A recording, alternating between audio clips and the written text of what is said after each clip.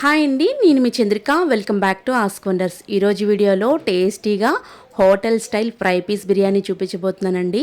చాలా బాగుంటుంది. హోటల్కి వెళ్ళే పని లేకుండా ఇంట్లోనే ఈజీగా చేసుకోవచ్చు అనమాట. ఇంటికి ఎవరైనా గెస్ట్లు వచ్చినప్పుడు ఈజీ ప్రాసెస్లో చేసుకునే పద్ధతిలో ఈ వీడియోలో మీకు చూపిస్తున్నాను. మరి ఎలా చేసుకోవాలో దాని ప్రాసెస్ ఏంటో చూసేద్దామా? దానికోసం ముందుగా 1 కేజీ వరకు చికెన్ అయితే తీసుకోండి. పెద్ద పీసెస్ కొట్టించుకోండి. ఒక 3-4 లెగ్ పీసెస్ ఉండేలాగా పెద్ద పెద్ద పీసెస్ ఉండేలా చేసుకుంటే మనకి ఫ్రై అనేది బాగా వస్తుందన్నమాట. దీంట్లోకి 1 టేబుల్ స్పూన్ వరకు సాల్ట్ వేయండి. 1/2 టీ స్పూన్ వరకు పసుపు, 2 టేబుల్ స్పూన్ల వరకు చిల్లీ పౌడర్ తీసుకోండి. అలాగే దీంట్లోకి జీలకర్ర పొడి 1/2 టీ స్పూన్ వేసుకోండి. అలాగే 1/2 టీ స్పూన్ వరకు ధనియా పౌడర్ కూడా వేసుకోవాలి. దీంట్లోకి 1/2 టీ స్పూన్ వరకు గరం మసాలా, అలాగే 2 టేబుల్ స్పూన్ల వరకు పెరుగు వేయండి. ఒక నిమ్మ చెక్కని తీసుకొని పిండేసేయండి. ఇప్పుడు దీంట్లోకి మనం కొంచెం అంతా కసూరి మేతి 1 టేబుల్ స్పూన్ వరకు కాస్త వెచ్చపెట్టి ఇలా క్రష్ చేసుకొని చక్కగా ఇలా వేసుకోండి. ఇప్పుడు దీంట్లోకి 1/2 టీ స్పూన్ వరకు పెప్పర్ పౌడర్ వేసుకోండి. అలాగే 1 టేబుల్ స్పూన్ వరకు ఆయిల్ వేయండి. వీటన్నిటినీ కూడా బాగా మిక్స్ చేసుకొని ఒక అరగంట సేపు అయినా సరే మనం ముందుగా నానబెట్టుకోవాలి. ఫ్రై చేసేటప్పుడు ఒక అరగంట నానితే ఫ్రై అనేది బాగా వస్తుంది. ఇంకా బాగా రావాలి అనుకుంటే 1 అవర్ అయినా సరే మనం ఫ్రిడ్జ్లో స్టోర్ చేసుకుంటే బాగుంటుందన్నమాట. ఇప్పుడు దాని ప్రాసెస్ ఏంటో చూద్దాం. ముందుగా రైస్ అయితే నానబెట్టుకోవాలి కదండి. ఇప్పుడు ఒక బౌల్ తీసుకోండి. బౌల్ తీసుకొని నేను ఇక్కడ 500 గ్రామ్స్ వరకు బాస్మతి రైస్ తీసుకుంటున్నాను. బాస్మతి రైస్ మీ ఇంట్లో వాళ్ళు తగ్గట్టు ఎంత క్వాంటిటీ పెంచుకోవాలనుకున్నా పెంచుకోవచ్చు అనమాట. ఇక్కడ నేను 2 గ్లాసెస్ అయితే తీసుకుంటున్నాను. ఇప్పుడు వీటన్నిటిని 1 టైం వాష్ చేసుకోండి. 1 టైం వాష్ చేసిన తర్వాత మళ్ళీ తిరిగి నీళ్లు పోసి ఒక అరగంట సేపు అయినా సరే ఈ బాస్మతి రైస్ని మనం నానబెట్టుకోవాలి. ఇప్పుడు చికెన్ ఫ్రైలోకి మసాలా రెడీ చేసుకుందాం.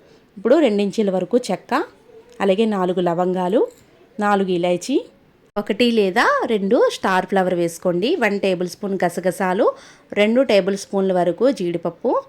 వీటన్నిటినీ కూడా మెత్తగా పౌడర్ చేసుకోవాలి. ఇది ఫ్రైలోకి యూజ్ చేస్తామన్నమాట.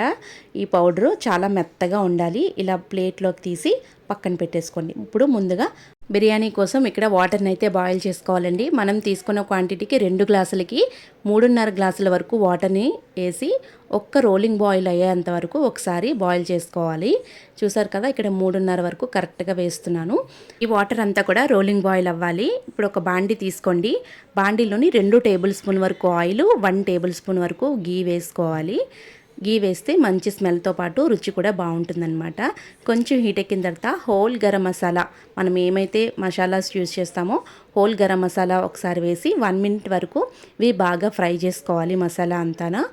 ఇప్పుడు బాగా ఫ్రై అయిన తర్వాత దీంట్లోకి 4 పచ్చిమిరపకాయలు నిలువుగా కట్ చేసి వేసుకోండి. కొద్దిగా కరివేపాకు, అలాగే దీంట్లోకి బాగా వేసి బాగా ఫ్రై చేయాలి. కరివేపాకు ఫ్లేవర్ అంతా కూడా ఆయిల్లోకి బాగా పట్టేలాగా బాగా ఫ్రై చేసుకోవాలి. ఇప్పుడు దీంట్లోకి కొంచెం పుదీనా, కొత్తిమీర 2 కూడా వేసేసి 1 tablespoon garlic, ginger garlic paste వేసి బాగా పచ్చివాసన అంతా పోయేంత వరకు వేయించుకోవాలి. ఇప్పుడు దీంట్లోకి మనం ముందుగా ఫ్రై చేసిన ఆనియన్స్ని ఇలా వేసుకోండి. మీరు ఆనియన్స్ ముందుగానే ఫ్రై చేసి ఉంచుకోవాలన్నమాట ఈ రెసిపీ చేసేటప్పుడు.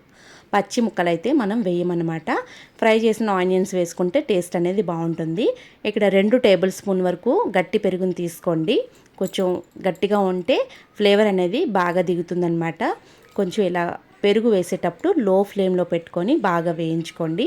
ఇప్పుడు ఇలా బాగా కొద్దిగా వేగిన తర్వాత కొరియాండర్ పౌడర్ 1/2 టీ స్పూన్ వరకు వేసి బాగా వేయించాలి. బాగా వేగిన తర్వాత ముందుగా మనం నానబెట్టుకున్న రైస్ ఉంటుంది కదా, వాటర్ అంతా కూడా తీసేసి ఓన్లీ రైస్ మాత్రమే వేసుకొని ఈ రైస్ని మనం 5 మినిట్స్ వరకు ఫ్రై చేయాలండి. ఫ్రై చేస్తే రైసు మనకి బిర్యానీ అనేది బాగా వస్తుందన్నమాట. ఈ రైసు ఈ ఆయిల్లోని ఈ పెరుగులోని చక్కగా ఫ్రై అవ్వాలి. ఒక 5 మినిట్స్ పాటు అయినా లో టు హై ఫ్లేమ్ పెట్టుకొని రైస్ని అయితే ఫ్రై చేసుకోండి. ఇప్పుడు వేడివేడిగా మనం వాటర్ని పక్కన బాయిల్ చేసుకున్నాం కదా, ఆ వాటర్ అంతా కూడా దీంట్లోకి వేసేసి ఒక్కసారి ఉప్పు చెక్ చేసుకొని మీకు తగినంత ఉప్పు వేసుకొని అడ్జస్ట్ చేసుకొని బాగా ఒకసారి బాగా కలిపేసి మనం రైస్ని అయితే కుక్ చేసుకోవాలి.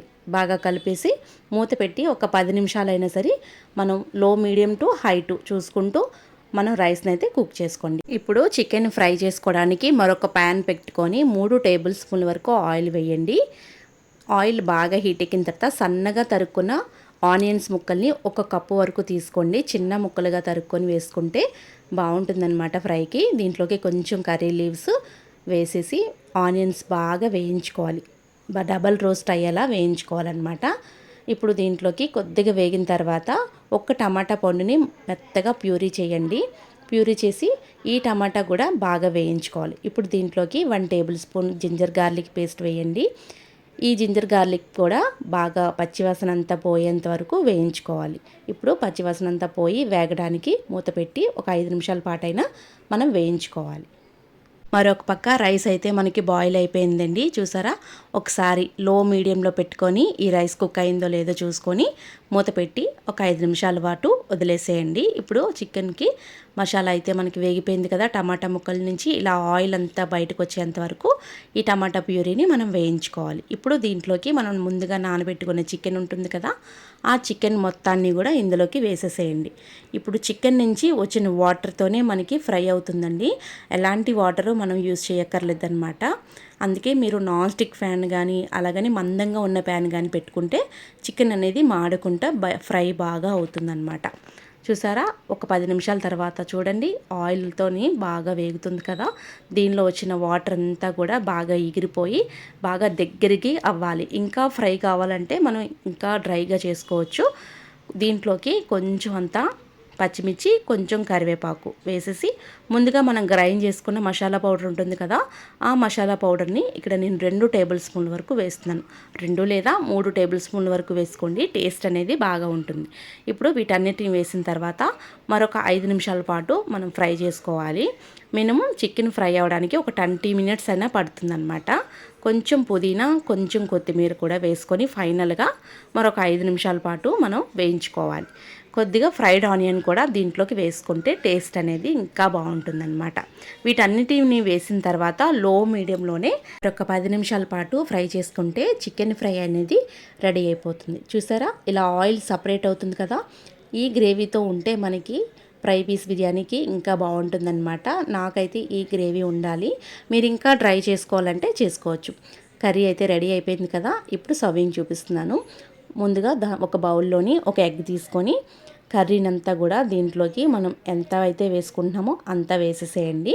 ఇప్పుడు దీనిలోకి అలా పరుచుకున్న తర్వాత ముందుగా మనం రైస్ అయితే కుక్ చేసుకున్నాం కదా, ఆ రైస్ని దీని నిండా కూడా ఫిల్ చేసుకోవాలన్నమాట. బౌల్ మొత్తం నిండిపోయేంత వరకు గట్టిగా అడిచిపెట్టి మనం ఫిల్ చేయాలి.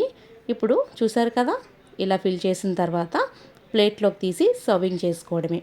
అంతే, చాలా సింపుల్ అండి ఇంట్లో తయారు చేసుకోవడం. చూసారు కదా, ఇలా ప్లేట్లోకి ఉల్టాగా పెట్టేసి మళ్ళీ అలా తిప్పేసి మీరు దాన్ని నెమ్మదిగా తీయాలన్నమాట. చూసానా, ఇలా పెట్టేసి ఒక దగ్గర పెట్టేసేయండి. నెమ్మదిగా తీస్తే మనకి చెదిరిపోకుండా వస్తుందన్నమాట. అంతే, చాలా సింపుల్ కదా ఫ్రై పీస్ బిర్యానీ. చూసారు కదా, చూస్తుంటే నోట్లో నీళ్ళు ఉరుతున్నాయి కదా. డెఫినెట్గా మీ ఇంట్లో వాళ్ళందరికీ చేసి పెట్టండి, మీకు ఫిదా అవ్వాల్సిందే అనమాట. మీరు కూడా ట్రై చేసి మీకు ఎలా కుదిరిందో నాతో కింద కామెంట్ సెక్షన్లో కామెంట్ చేయండి. వీడియో కనుక నచ్చితే లైక్ చేయండి, షేర్ చేయండి. మీ అమూల్యమైన ఫీడ్బ్యాక్ని కామెంట్ సెక్షన్లో కామెంట్ చేయండి. మరిన్ని వీడియోస్ కోసం మా ఛానల్ని సబ్స్క్రైబ్ చేయండి. Thank you for all.